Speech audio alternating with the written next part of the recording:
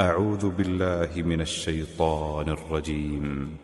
أرأيت الذي يكذب بالدين فذلك الذي يدع اليتيم